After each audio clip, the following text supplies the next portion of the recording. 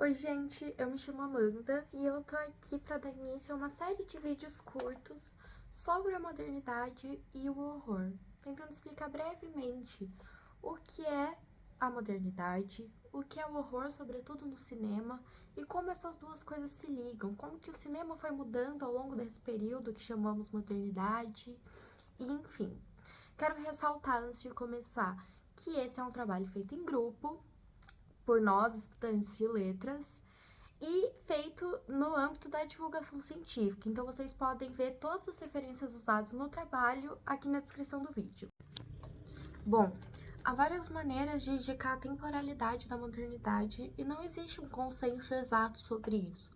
Há teóricos que dizem que a modernidade começou a partir das grandes navegações no século XVI, mas para esse trabalho a gente vai colocar como início da modernidade a Revolução Francesa, que é um marco para a passagem de uma era mais teológica para uma era mais da razão. Uma passagem de monarquias absolutistas para estados de direito, com monarquias constitucionais e repúblicas. Uma passagem que marca a maior autonomia do homem. Também é nesse momento que surge o sujeito moderno, que é neurótico e dividido, segundo Dufour. Apesar de grandes avanços que vieram com a modernidade, como essa maior autonomia do homem, como diversas descobertas e avanços tecnológicos, também é uma era marcada por muitas tensões. Tensões entre os estados nacionais, que acabam culminando em diversos conflitos, como, por exemplo, as duas grandes guerras mundiais que existiram no século XX. É um momento de explosão demográfica, de imigrações em massa, de crescimento urbano desenfreado. E é nesse momento da modernidade que, como disse Rousseau, há uma perda da sensibilidade social do sujeito, ao mesmo tempo e que há um excesso de absurdos. Mas esses absurdos já não chocam tanto, porque a gente tem um limiar de aceitabilidade muito grande. Gerando uma certa tolerância maior ao horror e à violência. E é aqui que entra o nosso objeto de estudo.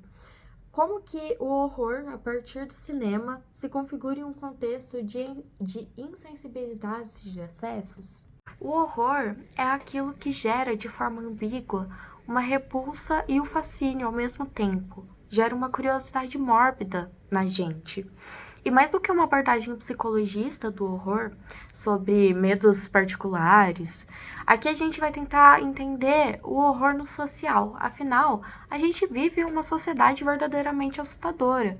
Se a gente levar em conta a velocidade em que as coisas se transformam, a capacidade de destruição da era industrial, vemos que não é necessário existir um monstro para que o nosso cotidiano seja assustador.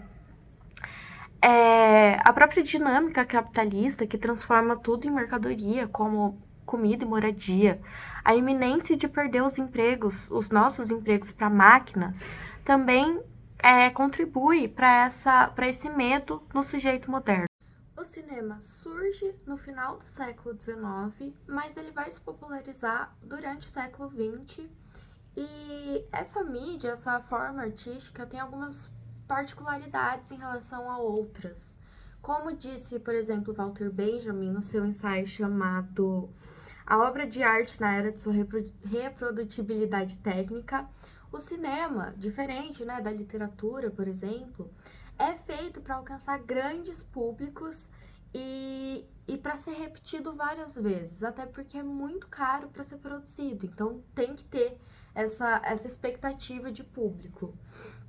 Isso acaba por massificar a sua reprodução e a impõe, de certa forma, como uma necessidade.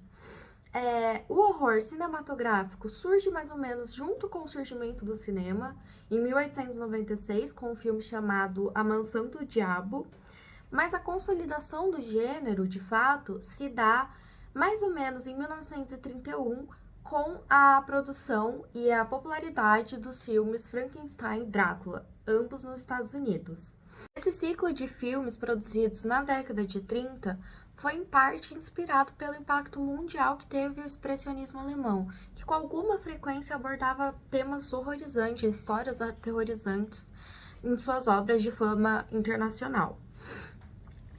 E de 30 até as 3 décadas seguintes, as produções de horror foram predominantemente estadunidenses e mesmo contando com baixo status e baixo orçamento, muitas vezes. A partir de 50, 1960, essas produções começaram a vir de outros países também, como o Japão, que inclusive até hoje é um grande produtor de filmes de horror, de terror. Vieram da Inglaterra, da Itália e do Brasil com os filmes do Zé do Caixão, que a gente vai abordar um pouco mais nos próximos vídeos. Dentro do gênero de horror, há vários subgêneros que foram se popularizando em diferentes épocas. Tem o chamado terror folk, que se popularizou na década de 60, mas a gente tem um exemplo atual, que é o filme Midsommar. Tem o terror de slasher, muito famoso na década de 70, com os filmes Halloween, Sexta-feira 13, por exemplo. Tem o terror psicológico, com o clássico Psicose e também O Iluminado, né, que é uma adaptação de um livro do Stephen King.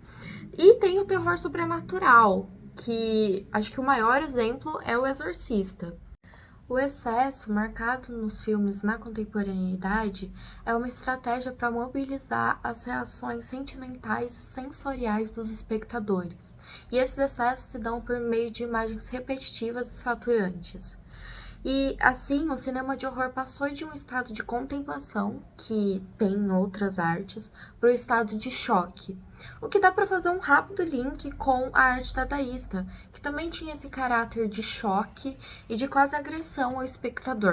A sucessão do consumo dessas imagens chocantes faz com que o nosso aparato sensorial, o nosso corpo, fique dormente frente a elas. O que começa a exigir produtos ainda mais chocantes para que nos cause alguma reação. E que, no final das contas, causa uma perda da sensibilidade do sujeito contemporâneo. E como resultado disso, nós temos uma massa completamente sedenta por imagens cada vez mais violentas, mais chocantes, mais grotescas. E, por conta disso, a produção de filmes cada vez mais grotescos, mais chocantes. Bom, depois disso que eu falei nesse primeiro vídeo, eu gostaria de deixar algumas questões para vocês. O que está acontecendo com o nosso aparato sensorial que a gente se acostumou com imagens tão chocantes, e não só nas telas, mas também no nosso cotidiano, principalmente nas grandes cidades, e também nos jornais, sobretudo os mais sensacionalistas, que a gente acompanha perseguições e assassinatos sendo televisionados ao vivo e narrados de uma forma que torna tudo muito excitante. E será que esse excesso de imagens e de estímulos está nos afetando negativamente? Bom, deixo aqui essas questões.